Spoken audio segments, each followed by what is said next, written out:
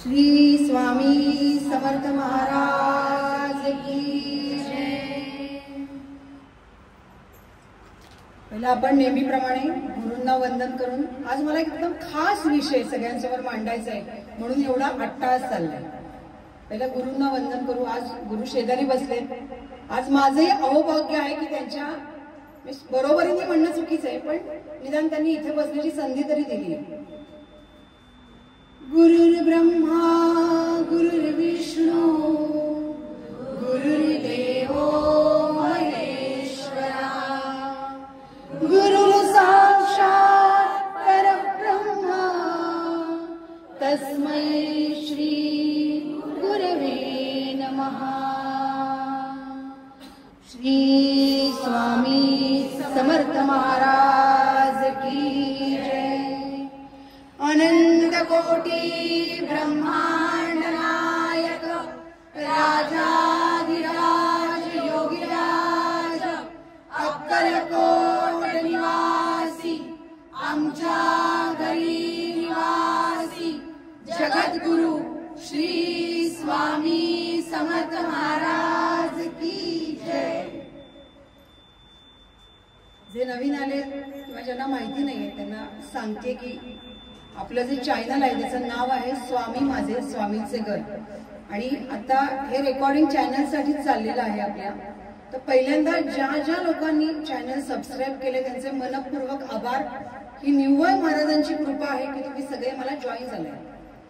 कारण खूप कमी कालावधी झालाय चॅनल चालू करून, फार कमी रेकॉर्डिंग आम्ही टाकू शकलोय, बसून बोलणं शक्य होत नाहीये। महाराजांनी वेगळ्याच कामाला लावलंय तरी तुम्ही सगळेजण 3000हून जास्त सबस्क्रायबर या निमित्ताने जॉईन झालेत आणि त्यांना उत्सुकता असते की नवीन काय सांगितलं जातंय, महाराजांचे कुठले नवीन फोटो येत आहेत किंवा काय प्रकारची गाणी महाराजांची याच्यावरती टाकली जात आहेत किंवा नवीन काही सांगितलं जात आहे का। तर हे सगळं चालू असताना जेव्हा जेव्हा तुमचे काही मेसेजेस खाली येतात, काही सांगितलं जातं, तेव्हा मला एक गोष्ट खूप जाणवते आणि दुसरी म्हणजे मी सुद्धा इतर चॅनल बघते। अर्थात बघावं महाराजांचे जिथे दिसते ते सगळे चॅनल्स आपण बघायलाच हवे, मी तेही बघते।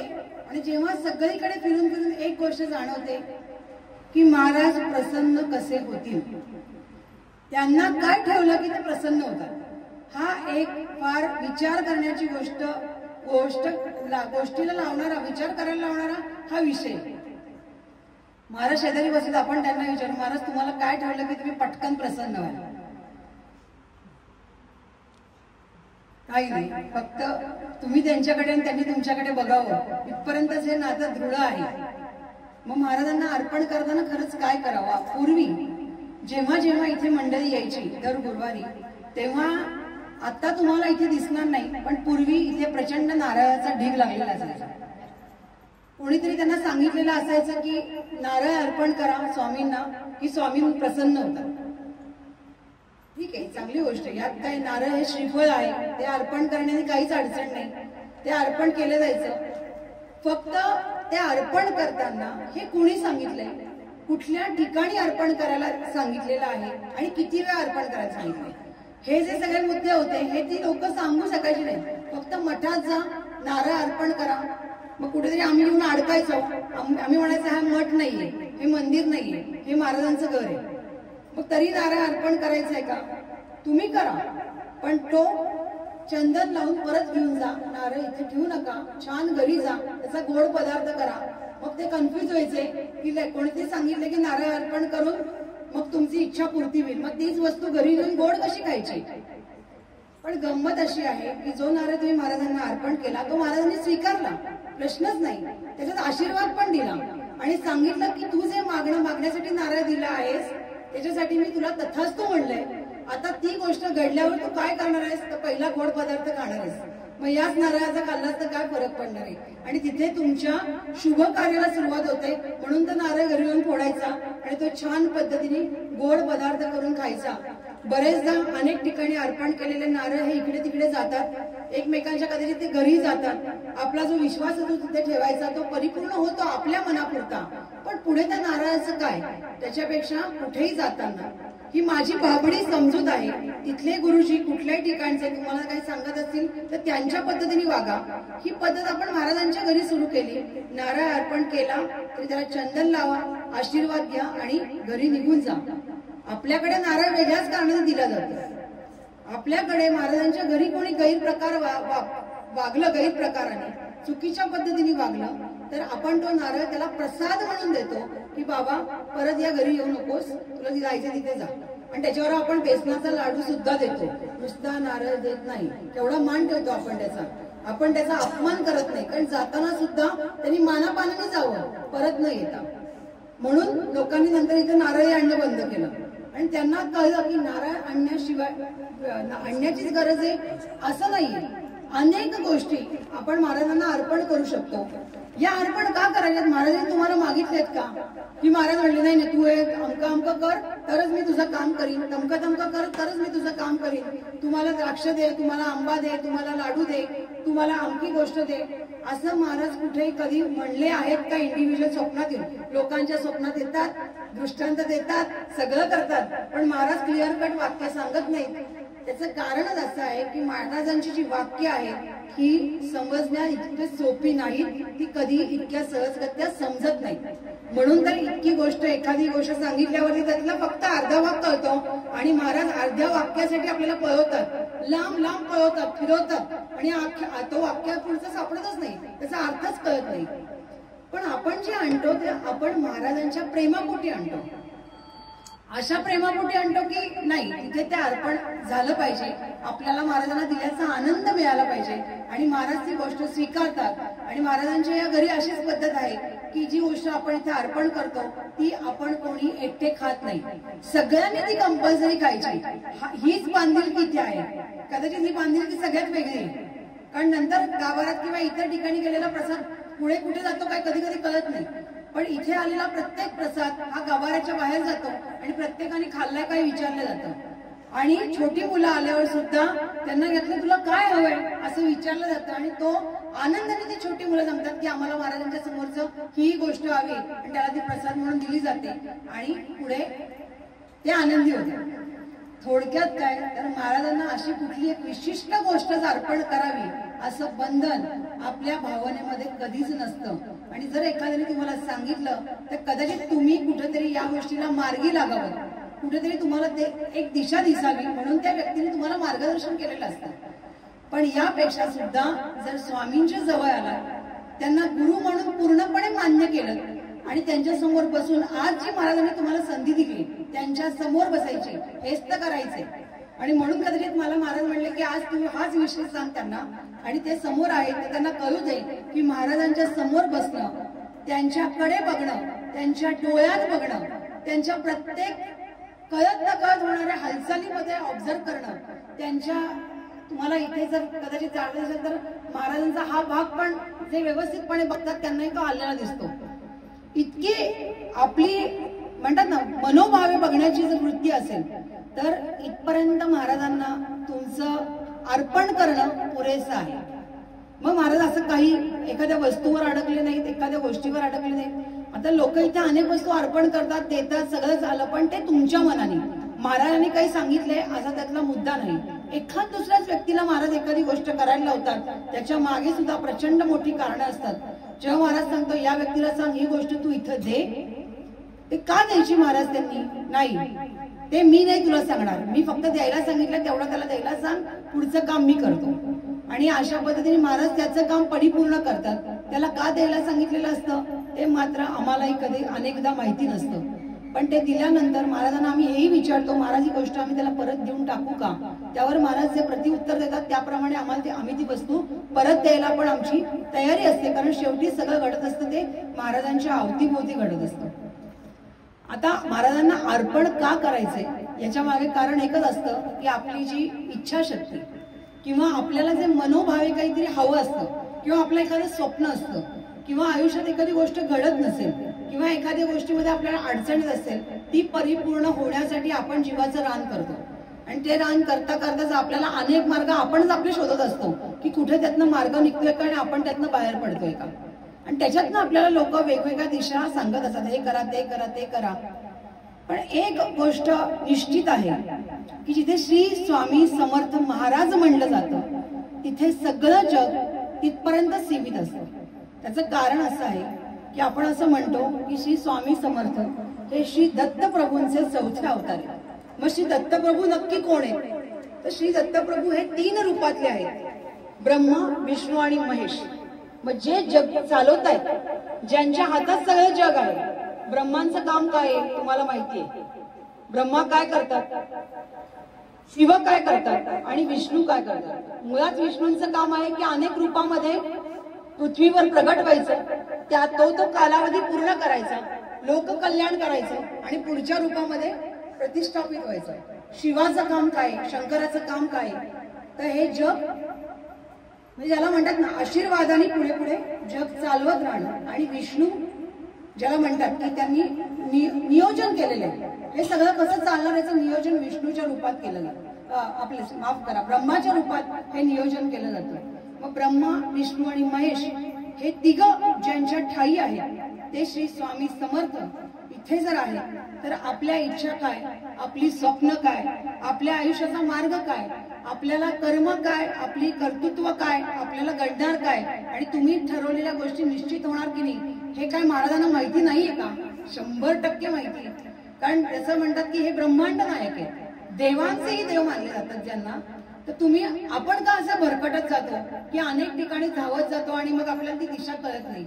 मग जर स्वामी प्रत्यक्षात आहे तर स्वामींमध्ये विलीन होणं, त्यांच्याशी बोलत राहणं सातत्याने. आता काय आहे, जोपर्यंत आपल्या कर्माची फळं संपत नाही तोपर्यंत नवीन फळं आपल्या पदरी पडणार नाही. मग ती संपण्यासाठी महाराज इतका सोपा मार्ग तुम्हाला सांगतायत की जर माझं फक्त नामस्मरण करा, याच्या व्यतिरिक्त मी काहीही करायला एक्स्ट्रा सांगत नाहीये. श्री स्वामी समर्थ इतकं सोपं जर करायला सांगतायत तर आपण एवढ्या आटापिटा खूप प्रमाणात का करतोय? आता बरेच जणांचं असं असतं की खूप ठिकाणी अनेक सारामृत वाचा, चरित्रामृत वाचा, गुरुलीलामृत वाचा, गुरुचरित्र वाचा, अशा पोथी लोकांना वाचायला सांगतात आणि आपणही सांगतो की वाचा, निश्चित वाचा. कारण त्या पोथी वाचण्याचा एक प्रचंड मोठा प्रभाव आयुष्यावर असतो, निश्चित आहे. पण जेव्हा तुम्ही स्वतः काही वेगळ्या टेन्शन्स मध्ये असता आणि जेव्हा तुम्ही ती पोथी वाचायला घेता त्यात एकच गोष्ट होते की तुमचं दुर्लक्ष होतं. तुम्ही ती मनाने वाचत नाही, ती कोणतरी सांगितलंय म्हणून वाचलं जातं आणि सांगितलंय त्यामुळे तुमचं शब्दांकडे लक्ष नसतं. तुम्ही फक्त बोटं फिरवता आणि पुढे पुढे सरकता. अर्थात याचंही फलित खूप मोठं आहे, नाही असं नाही, पण तुमची बैठक त्या प्रमाणात बसत नाही. आणि त्याच्यासाठी पहिला आधार हा श्री स्वामी समर्थ या नावाचा आहे. आणि त्याच्याकरता पहिल्यांदा जोपर्यंत तुमची स्वतःची बैठक बसत नाही तोपर्यंत पहिल्यांदा एक दिवशी एकच माळा, दुसऱ्या दिवशी 2 माळा, तिसऱ्या दिवशी 3 माळा, असं जसं म्हणतो की डोस वाढवण्याची गरज आहे तसं महाराजांच्या नामस्मरणाच्या रचना वाढवण्याची गरज आहे. तेव्हा तुम्हाला असं लक्षात येईल, अरे नाही होतंय, माझं होतंय, आता मी स्थिरावतोय, आता मी पॉझिटिव्ह झालोय, माझ्यात काहीतरी बदल झालाय. आणि या नामस्मरणाचा इतका जर प्रचंड मोठा प्रभाव होत असेल तर मग एवढा जीवाचा आटापिटा माणूस का करतो? माझ्याकडे अनेक असे फोन येतात की आम्हाला अध्यात्मात जायचंय, म्हणजे मला आज हे कळलेलं नाही की त्यांना निश्चित काय करायचंय. म्हणजे मलाही ते लक्षात आलं नाही की अध्यात्मात जायचंय म्हणजे काय करायचं. मला फक्त एवढंच कळतं की जर पूर्णपणे महाराजांना कोणाला अध्यात्मात जायचं तर त्याला हिमालयात जाण्याचे पर्याय नाही. आणि महाराज मला एकच सांगतात, सगळ्यांनाच सांगतात आणि त्यांनी सगळ्यांना कायमस्वरूपी सांगितलंय की नुसता अध्यात्म नाही, प्रपंच आणि अध्यात्म जर एकत्र केलास तरच आयुष्यात तुझ्या आनंद आणि सक्सेस आहे. तर मग फक्त अध्यात्माच्या मार्गाने आपण का धावायचंय? आपली जी कर्तव्य ती आपण पूर्ण करणं म्हणजे सुद्धा चांगलं काम करणं आहे. कारण ती कर्तव्य पूर्ण झाल्यानंतर काय होतं, आपल्यालाच आनंद मिळतो. आपला आनंद झाला की घरात आनंद पसरतो, घरात आनंद पसरला की घरातल्या 4 माणसांचा आनंद बाहेरच्या 4 माणसांपर्यंत चालवतो. म्हणजे आपण इनडायरेक्टली आनंद पसरवण्याचं पण काम करतो. आणि हे आनंद पसरवण्याचं काम जी ताकद करून देते ती म्हणजे श्री स्वामी समर्थ आहे. मग आपण कधीही या विचारात अडकणार नाही की मी आधी प्रपंच करू का मी आधी परमार्थ करू. महाराज म्हणतात दोन्ही एकत्र केलंच तरच त्यात काहीतरी तथ्य आहे. नुसता परमात्मा करणारा माणसाचा तेवढे भाग्यवान आपण नाही. म्हणजे मधल्या काळामध्ये महाकुंभ होतं, त्यात जे साधूजनी दिसत होते ते खऱ्या अर्थी या सगळ्या परे होते. पण तेवढं करणं तुम्हाला लोकांना शक्य आहे का, किंवा आम्हाला लोकांनी शक्य आहे का? तर अशक्य आहे ती गोष्ट. सगळं सोडून द्यायचं आणि सर्वस्वानी बाहेर कुठेतरी निघून जायचं, मग त्याला खूपच मोठी ताकद लागेल. तेवढं सगळं, आणि तिथे ती पण सोपी गोष्ट नाही, त्याला पण फार मोठी परीक्षा आहे तिकडे पण जाण्याची. मग कधी कधी वाटतं ती परीक्षा फार अवघड आहे, त्यापेक्षा आता चाललेली परीक्षा ही जरा सोपी आहे. कारण काही अडलं तर एखादा माणूस सांगायला तरी शेजारी असतो, आणि तो कोणी पाठवलेला असतो? महाराजांनी. की तुझा अडकतंय का, ठीक आहे, मी तुझ्या आयुष्यामध्ये 3 माणसं पाठवेन. तुम्हाला सगळ्यांना हा अनुभव येतो की नाही मला माहित नाही, पण हा निश्चित अनुभव घेण्यासारखी गोष्ट आहे. जे म्हणतात की मी महाराजांचा भक्त आहे, यावर माझं काही म्हणणं नाही. महाराजांचे सगळेच भक्त आहेत, विशेष नाही. मग महाराजांचा खरा भक्त कुठे शोधायचा माहित नाही. प्रत्येक जण महाराजांचा भक्त आहे. भक्तीचं स्वरूप वेगवेगळं आहे, पण महाराज त्या प्रत्येक भक्ताला त्यांनी जे मागितले ते निश्चितपणे देतात. ही मात्र आता इथे सगळ्यांकडे, म्हणजे महाराजांच्या घरात येणाऱ्यांचा तर प्रत्येकाचा हा अनुभव आहे. फक्त वेळ लागतो, हा मुद्दा आहे. कारण म्हणलं ना, पहिली कर्म सॉल्व आउट करायला तर नवीन फळं तुमच्या पदरी पडावी लागतील. असा एक अनुभव आहे, खूप ठिकाणी आहे. बऱ्याच 99% हा अनुभव येतो. 99% असा अनुभव आहे की जेव्हा एखादा प्रश्न महाराजांचा कुठल्याही ठिकाणी तुम्ही जाऊन मांडा, महाराजांच्या घरी मांडला तर महाराज एक निश्चितता देतात की असं असं घडणार आणि असं असं होणार पुढे जाऊन. पण एखाद्या ठिकाणी गेल्यावर, महाराज कुठल्याही ठिकाणी गेला, माझं तर सगळ्यात याच्यानंतर पुढचं स्थान अक्कलकोटला महाराज म्हणजे मध्ये कोणाशी बोलायचा विषयच येत नाही. महाराजांशी डायरेक्ट बोलावं आणि महाराजांना सगळं आहे ते सांगावं. फक्त गंमत अशी की महाराज तिथे तुमची प्रचंड परीक्षा बघतात, कारण तिथे प्रचंड गर्दी असते. तुम्हाला उभं राहायला उसंत पण नसतो. महाराजांना सांगणार कधी? गाभाऱ्याच्या किंवा त्याच्या बाहेर आला, अरे महाराजांना सांगायचं राहिलं, परत लाईनीत कोणी जात नाही. कोण जाणार धक्काबुक्की खायला? आतमध्ये जाई तोपर्यंत डोक्यात निश्चित असतं आज महाराजांना हे सांगितल्याशिवाय बाहेरच पडणार नाही. जेव्हा 2 धक्के बसतात तेव्हा म्हणजे महाराज बाहेर काढतात, तुझं सांगणे ऐकण्याची मला गरज नाही, हो बाहेर चल. तर त्या गर्दीमध्ये सुद्धा महाराजांना सांगण्याची जी मानसिक प्रबलता असते, ती सांगण्याची प्रबलता कधी येते? जेव्हा महाराज मी तर तुमच्या दारी आलोय, मला तर तुम्हाला काही सांगायचं नाहीये, माझा तुमच्यावर मनोभावी विश्वास आहे, तुम्हाला योग्य वाटेल ते करा. मग तिथे सांगण्याची गरजच काय पडते? मग 2 माणसांनी धक्का दिला तरी काय फरक पडतोय? कारण आम्ही अनेकदा जातो, महाराज इथे आहेत, तुमची इच्छा महाराज इथे पूर्ण करतायत, तरी कधी कधी वाटतं नाही एकदा अक्कलकोटला जाऊन यावं, एकदा तिथे दर्शन घेऊन यावं, एकदा तिथे महाराजांशी जाऊन बोलावं. आणि मग महाराज म्हणतात मी आहे नाही, तू कुठे चालली तिकडे? मग महाराज हो, पण तुम्ही तिथनंच आत्म्याने इथे आलाय, त्यामुळे तिथे जायची मनापासून इच्छा आहे. आणि तिथे गेल्यावरती आम्ही आमची यादी सुरू करतो. महाराज जाताना आपण हे महाराजांना सांगू, आपण महाराजांना हे विचारू. कारण समाधी मठाच्या आतमध्ये त्या काळ्या दगडावरती डोकं ठेवलं की सगळं सांगायचं सुरू होतं. जेव्हा आतमध्ये जाण्याची वेळ येते तेव्हा मन आणि डोकं हे पूर्ण शांत झालेलं असतं. अरे काय विचारायला आलो होतो यांना, आपण काय सांगायला आलो होतो आपण यांना? आणि मग पूर्ण झाल्यानंतर आम्ही त्या गाभाऱ्यामध्ये अनेक तारक मंत्र म्हणतो, अष्टक म्हणतो. ते झाल्यावर अरे आपण काय सांगायला आलो होतो यांना? अरे राहिलंच की सांगायचं. आणि मग जाता जाता महाराजांनी ते काम कुठेतरी पूर्णही केलेलं असतं. पण ते एखादं काम जर पूर्ण केलेलं नसेल तर याचा अर्थ असा आहे 100% की ते काम तुमच्यासाठी चांगलं नाही. ते होत नाहीये त्याचं कारणच ते आहे की त्याच्या मागे तुमच्या आयुष्यासाठी ती गोष्ट योग्य नसेल कदाचित. आणि जर तुम्हाला वाटत असेल की ती घडावी ती गोष्ट, पण महाराजांना वाटत असेल ती घडून नाहीये, तर त्याचा अट्टास पण तुम्ही लोकांनी धरू नका, तिथे सोडून द्या, त्यांच्यावर सोपवा. ते तुमचं अहित कधीच करणार नाही. पण जेव्हा तुम्ही एखाद्या प्रश्नामध्ये अडकता तेव्हा आयुष्यामध्ये महाराज 3 व्यक्ती आणतात, 3 मोजून तुम्हाला अनुभव येईल की 3 उत्तरं तुमच्या समोर आणून उभे करतात. 3 असं कधी झालं तर 2 पर्याय, 3 पर्याय असतात. आणि त्यातला जो एक पर्याय असतो तो सोडून देण्यासारखा असतो. म्हणजे महाराजांना मी कधीतरी जे प्रेमाचं नातं आहे त्याच्यामध्ये कधीतरी त्यांना गंमत म्हणून ते मला माहिती आहे तुम्ही 3 का देता. मग कधीतरी आम्हाला हिरवी हेराफेरी आठवते. हेराफेरीमध्ये त्याला लॉटरी लागते. म्हणजे गंमत म्हणून विषय बदलतोय, पण एक गंमत म्हणून सांगते की त्याला लॉटरी लागते. तो म्हणतो मी 3 नल बिठाऊंगा, एक में गरम पाणी आएगा, एक में थंडा और एक में पाणी नाही आएगा. अशी परिस्थिती महाराज 3 उत्तरांमध्ये निर्माण करतात. आणि एका प्रश्नाचं उत्तर हो असतं ते निश्चित असतं, एका प्रश्नाचं उत्तर नाही असतं ते नाहीच असतं, आणि एकाच्या प्रश्नाला उत्तरच नसतं. आता महाराज सांगतात तू एवढा जो भरकटलेला होतास तो मी तुला 3 दिवसांना आता मी आणलेले, आता कुठल्या दिशेला जायचंय तू ठरवायचं. परत आपण प्रश्नात अडकलोच आहे, त्यातनं बाहेर पडलोच नाहीये. आता महाराज इथे फक्त एकच अपेक्षा ठेवतात, महाराज हाही मार्ग फक्त तुम्हीच दाखवा. मला यातलं काहीही लक्षात येत नाहीये, मला यातलं काहीही कळत नाहीये. आणि जेव्हा एका विश्वासाने डोळे मिटून कुठल्याही तुम्ही स्थानावर असाल, याच्याकरता थोडस म्हणतात ना की भावनिक निर्लज्ज व्हावं लागतं. एखाद्या प्रश्नावर अडकलं ना, त्या ठिकाणी तुम्ही ऑफिसच्या खुर्चीवर बसलेला असा, एखाद्या काय म्हणतात म्हणजे अगदी चौकात नको तिकडे पोलीस आरडाओरडा करतील, पण एका ठिकाणी तुम्ही ठराविक ठिकाणी असाल की तुम्हाला मार्ग कळत नाही, तिथे उभा राहा, शांतपणे डोळे मिटा आणि आपल्या हृदयावर उजवा हात ठेवा. महाराज तुम्ही आता मला मार्ग दाखवा, मला काय करायचं. आणि तुम्हाला लक्षात येईल की पटकन असा मार्ग डोळ्यासमोर येईल की तिन्ही मार्ग संपलेले असतील आणि एकच मार्ग निश्चित होईल आणि तोच तो मार्ग असा. इतकी इन्व्हॉल्वमेंट तुमच्या जर महाराजांमध्ये असेल, इन्व्हॉल्वमेंट म्हणजे तुम्हाला मगाशी म्हटलं ना, काही उठून वेगळं करायचंच नाहीये, फक्त महाराजांचं नामस्मरण करायचंय, त्यांच्यावर विश्वास ठेवायचा आहे आणि एवढंच, याच्या व्यतिरिक्त वेगळं काही करायचं नाहीये. आणि अवघड कामं सुद्धा महाराज सोप्या पद्धतीने मार्गी लावतात.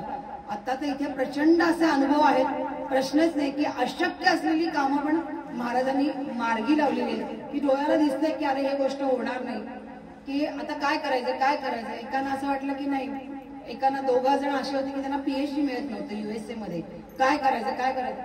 म्हटलं काही नाही, तुम्हाला महाराजांनी इथे प्रश्न विचारल्यावर जे महाराजांचं उत्तर आलं की PhD यांना मिळणार.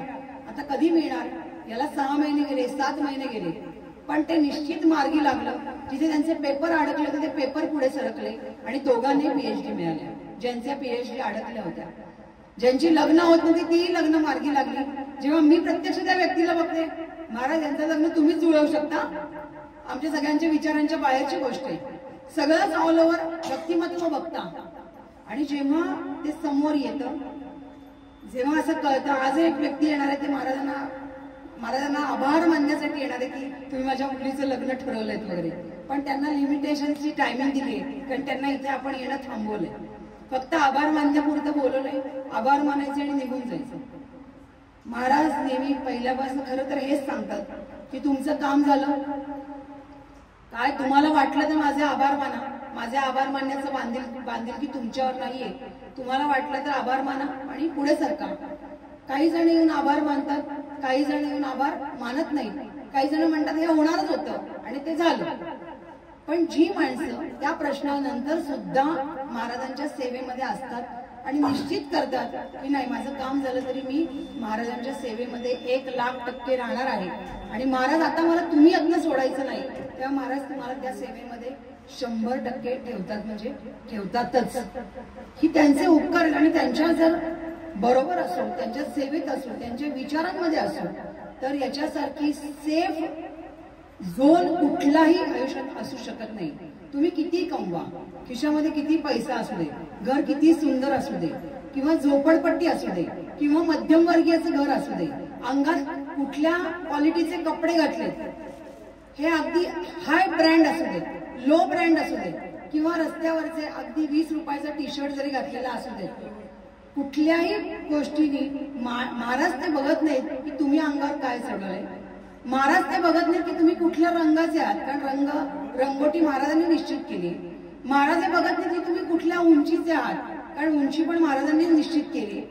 महाराज हे बघत नाहीत की तुमची वृत्ती काय, महाराज हे बघतात की तुमची वृत्ती किती भरकटलेली असो, त्या भरकटलेल्या विचारांमध्ये मार्गी लागण्याचं काम महाराज करतात.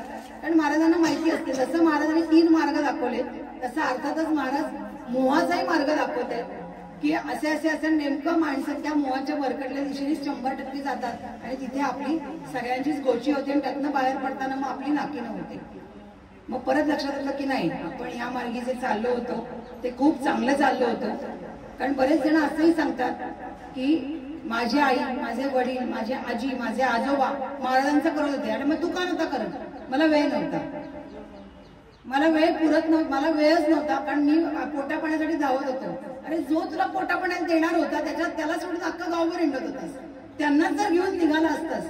छोट्या छोट्या गोष्टी, महाराज चला ना जरा चौकात जायचंय असं म्हणलं तरी महाराज चौकापर्यंत येतात. महाराज शेजारी असतात, म्हणजे असे अनुभव अनेकांना सांगितलेले होते की ते एखाद्या मीटिंगला जाणार आहेत.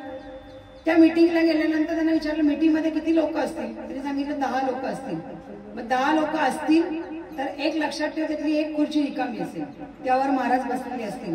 आणि अनेक लोकांचा त्या मीटिंग बाबतीत अनुभव असेल की एक खुर्ची त्या मीटिंग मध्ये रिकामी असते, कारण महाराज त्या ठिकाणी बसून सगळी चाललेली चर्चा ही ऐकत असतात आणि त्यातनं ते त्यांना मार्ग दाखवत असतात.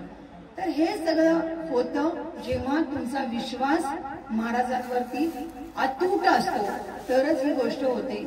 मग खरंच महाराजांना काहीतरी अर्पण करण्याची गरज आहे का? एकच गोष्ट अर्पण करा, ती म्हणजे तुमचा त्यांच्याबद्दलचा अटल विश्वास. बाकी वस्तू या सेकंड क्रायटेरिया येते, ती मला हे द्यायचं, ती तुमच्या भावनांचा विषय येतो. पण त्यांना फक्त तेवढंच अपेक्षित आहे की जा महाराज, माझं तुमच्यावर अत्यंत विश्वास. महाराज तुम्ही कसे आहात कधी विचारले महाराजांना? महाराज तुमची तब्येत पाणी कशी आहे कधी विचारले महाराजांना? महाराज काय चाललंय, छान आहे ना, असं विचारले त्यांना? नाही आपण विचार, कारण ते प्रमाण त्यांना कुठे विचारणार, पण नाही ते आपल्या आजोबा आहेत, त्यांना विचारलं पाहिजे. महाराज सगळं व्यवस्थित चाललंय ना, महाराज तुम्ही नीट बसलायत ना, इथपासून सगळ्या गोष्टी आम्ही त्यांना विचारतो. महाराज पाठीला काही त्रास होत नाहीये ना, इथपासून सगळ्या त्यांना विचारतो. कारण त्यांचं आणि आपलं नातंच दृढ आहे ना. हे जेव्हा जवळजवळ येईल तेव्हाच आपलं आणि त्यांचं नातं हळूहळू आणखीन जवळ येईल. महाराज अर्थात हे बघा, नास्तिक लोकांनाही महाराजांनी आतापर्यंत आस्तिक केले, त्यांना आशीर्वाद दिले, त्यांची कामं मार्गी लावली. म्हणजे असं नाहीये की मला नमस्कार नाही केला तर मी तुमचं काम नाही करणार, हे ते कधीच म्हणत नाही. पण ते हे निश्चित म्हणतात की माझ्या जवळ आलं तर मी निश्चितच तुमचं काम.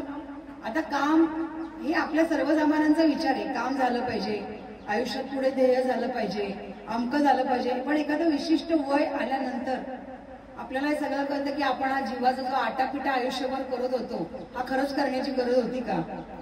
त्या वेळची ती गरज होती आणि ती करावी लागली. पण तेव्हा आपल्याला आधाराला कोणी नव्हतं. त्यामुळे कारण आपल्याला तुम्हाला सगळ्यांना हा अनुभव आहे की जर माणसाला एखादा प्रश्न विचारायला गेला तर ते त्यांच्या सोयीने तुम्हाला उत्तर देतात, त्यांच्या स्वार्थाप्रमाणे तुम्हाला उत्तर देतात. पण जेव्हा महाराजांकडे तुम्ही जाता तेव्हा महाराज निस्वार्थीपणे तुमच्या हिताचं उत्तर देतात. मग त्यांना एखादी वस्तू दिली, अन्यथा नाही दिली तरी त्यांचा ते जे तुम्हाला आशीर्वाद देणार त्या वस्तूच्या किमतीवर तो आशीर्वाद ठरत नाही.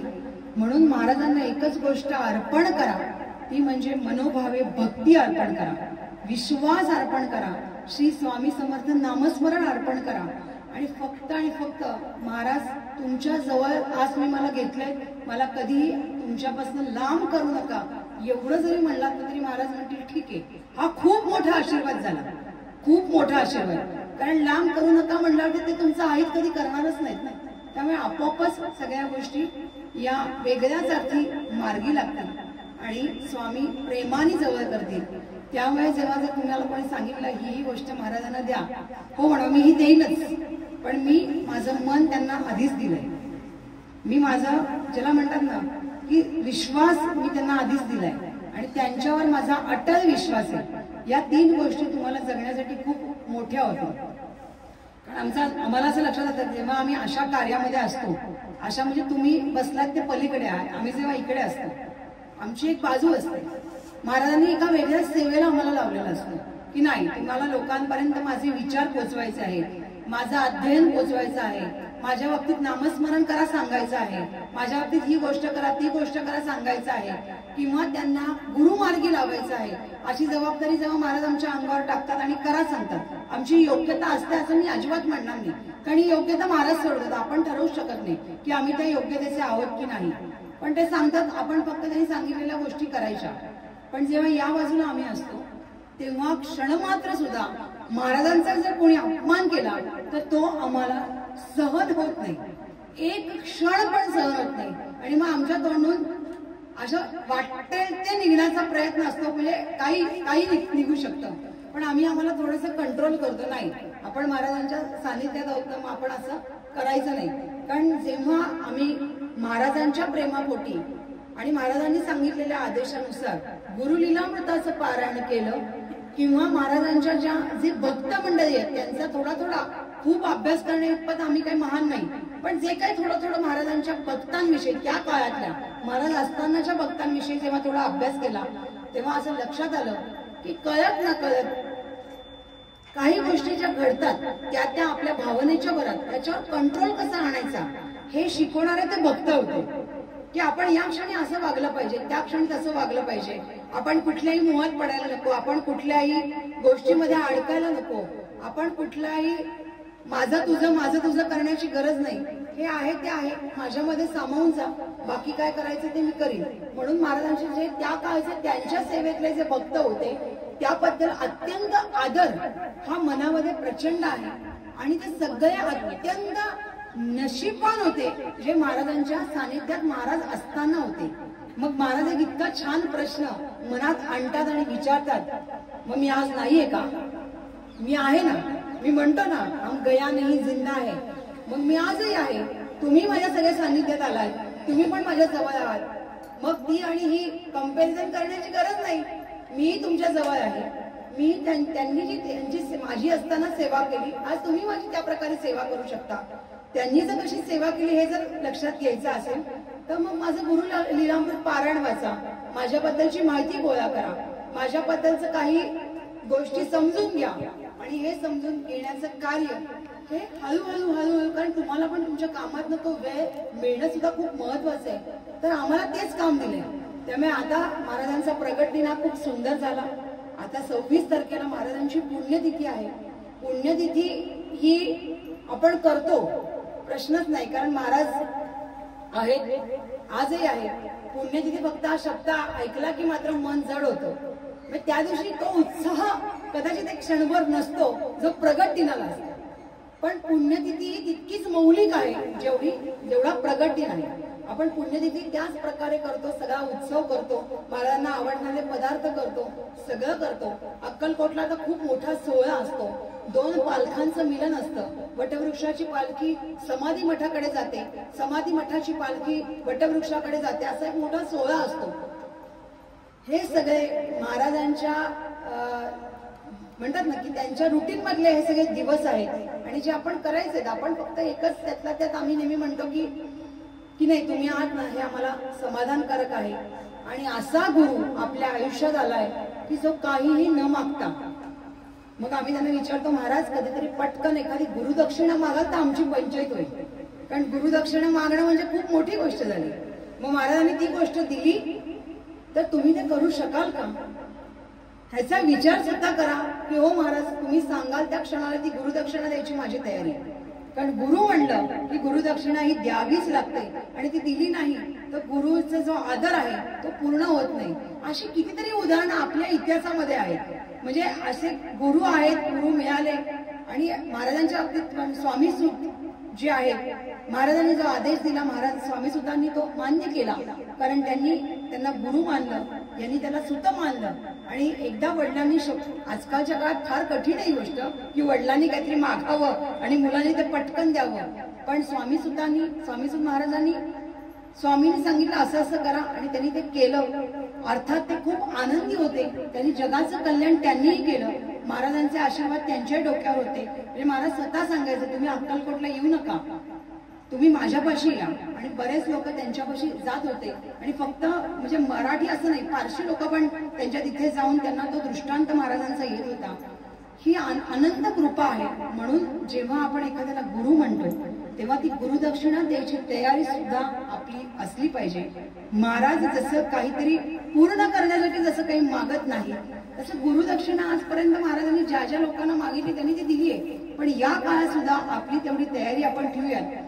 वस्तूची किंवा एखादी गोष्ट अर्पण करण्याची गरज नाही, पण एवढंच म्हणा की तुम्ही माझे गुरु आहात, तुम्ही जेव्हा जे मागाल तेव्हा मी देण्याची ती ताकद जी आहे ती पण तुम्हीच मला द्या, एवढंच म्हणा. आणि महाराजांवरती श्रद्धा आणि विश्वास ठेवा. आणि आपण श्री स्वामी समर्थ म्हणू. आणि एकच वाक्य शेवटचं, महाराजांना म्हणजे पूर्ण इच्छापूर्तीसाठी काय अर्पण करायचंय तर मनोभावे त्यांच्याबद्दलचं प्रेम अर्पण करायचंय. खूप झालं, महाराजांना तेवढंच अपेक्षित आहे. आणि आता म्हणायचंय श्री स्वामी समर्थ महाराज की जय. अनंत कोटी ब्रह्मांड नायक राजाधिराज योगीराज अक्कलकोट निवासी आमच्या घरी निवासी जगद्गुरु श्री स्वामी समर्थ महाराज